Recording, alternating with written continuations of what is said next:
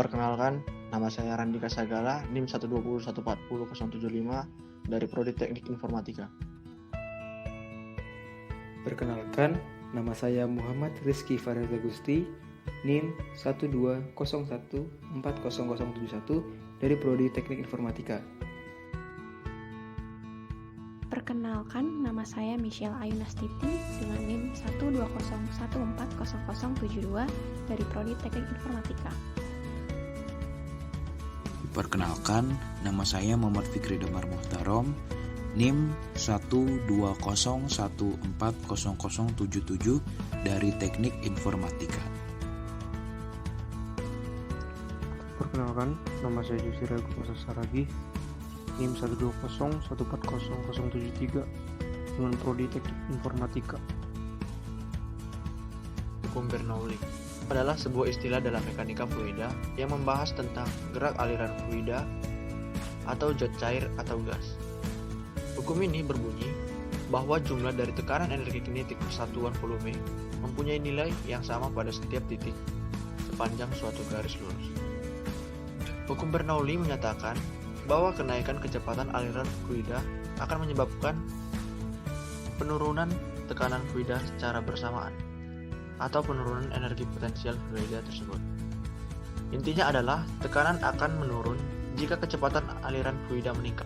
Hukum Bernoulli dinamakan dari Daniel Bernoulli, yang pertama kali menemukan hukum ini berdasarkan bukunya yang berjudul Hidrodinamika, yang diterbitkan pada tahun 1738. Hukum Bernoulli dapat diaplikasikan pada berbagai jenis aliran fluida dengan beberapa alat. Berikut adalah persamaan yang digunakan dalam hukum Bernoulli, yaitu di mana P1 sama dengan tekanan di pipa 1, P2 tekanan di pipa 2, Rho 1 massa jenis di pipa 1, Rho 2 massa jenis di pipa 2, P1 kecepatan fluida di pipa 1, P2 kecepatan fluida di pipa 2, A1 ketinggian penampang pipa 1 dari titik acuan, A2 ketinggian penampang pipa 2 dari titik acuan, dan G sama dengan percepatan gravitasi.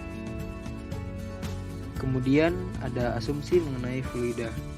Yang pertama, fluida tidak dapat dimampatkan atau incompressible. Yang kedua, fluida tidak memiliki viskositas atau invisit. Yang ketiga, aliran fluida tidak berubah terhadap waktu atau steady.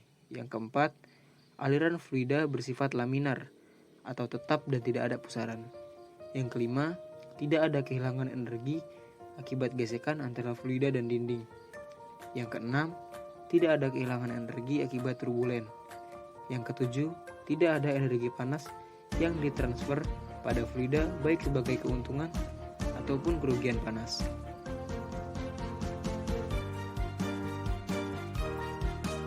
Aliran tak termampatkan atau incompressible flow. Suatu fluida dengan aliran tak termampatkan merupakan suatu aliran fluida yang mempunyai karakteristik tidak terdapat perubahan kerapatan massa atau density pada sepanjang aliran fluida tersebut. Contohnya adalah air, macam-macam minyak, campuran lemak, dan larutan basah atau emulsi. Bentuk persamaan Bernoulli untuk aliran tak termampatkan adalah sebagai berikut, di mana P ditambah Rho dikali G dikali H ditambah setengah PV kuadrat sama dengan konstan. Mengapa kereta api uap mengeluarkan asap? Lokomotif uap menggunakan bahan bakar batu bara, kayu, atau minyak untuk menghasilkan uap dalam pendidih. Uap ini kemudian menggerakkan piston yang secara mekanis terhubung dengan roda penggeraknya. Baik bahan bakar dan air dipasok dalam lokomotif, baik ditampung pada lokomotif atau menggunakan tender di belakangnya. Dan juga pada prototipe kereta api uap, bagian yang menggunakan prinsip kerja hukum Bernoulli terdapat pada cerobong asapnya. Cerobong asap prinsip Bernoulli. Asap yang dihasilkan suatu kereta api uap memiliki suhu yang panas atau tinggi. Nah, suhu tinggi ini mengakibatkan massa jenis udara kecil dan mudah terapung atau bergerak ke atas. Disinilah hukum Bernoulli berperan. Prinsip hukum Bernoulli ini menyebutkan bahwa jika pergerakan aliran udara tinggi, tekanannya akan menjadi kecil.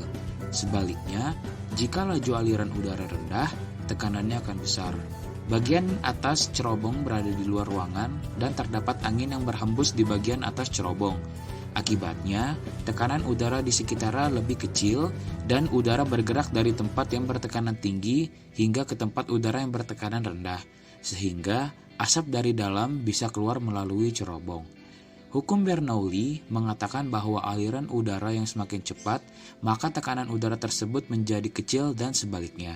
Sebagian atau berada di luar ruangan dan terdapat angin yang berhembus di bagian atas. Akibatnya, salah satu tekanan udara di sekitar menjadi lebih kecil, yang mempengaruhi revolusi industri. sehingga asap dari dalam bisa keluar melalui cerobong. Dan meningkatkan teknologi pada masa itu. Lokomotif bertenaga uap adalah salah satu contoh yang terbaik yang luar biasa pada masa itu. Animasi ini akan menjelaskan tentang mesin uap dan hubungannya dengan Bernoulli. Eits, tunggu dulu. Sebelum itu kita tahu dulu apa itu tentang mesin uap.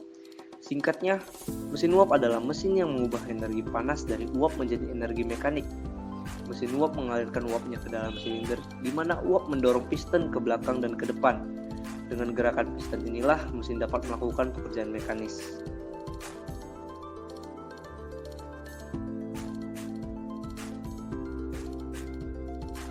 Setelah itu, mari kita mengetahui tentang perbedaan-perbedaan dari mesin pemanas kereta lokomotif ini atau mesin uap ini.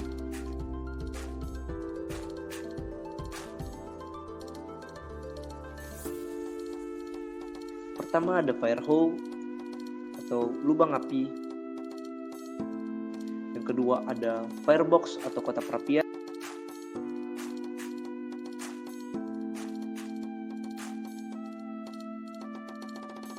Yang ketiga ada smoke box atau kotak asap. Yang keempat ada blast pipe. Yang kelima ada superheater header.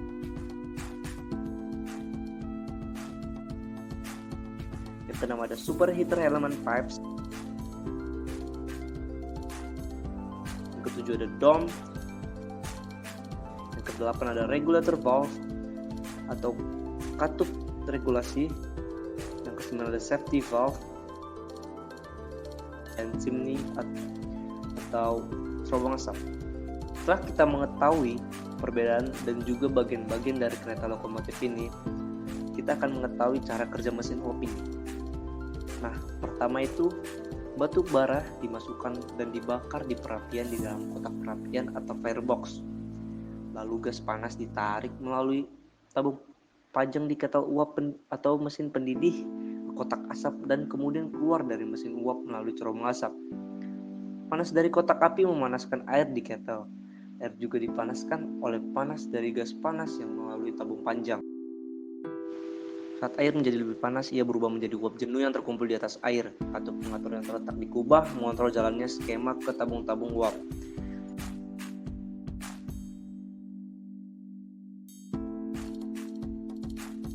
Katup pengaman di atas kettle melepaskan uap jika tekanan naik ke tingkat yang berbahaya.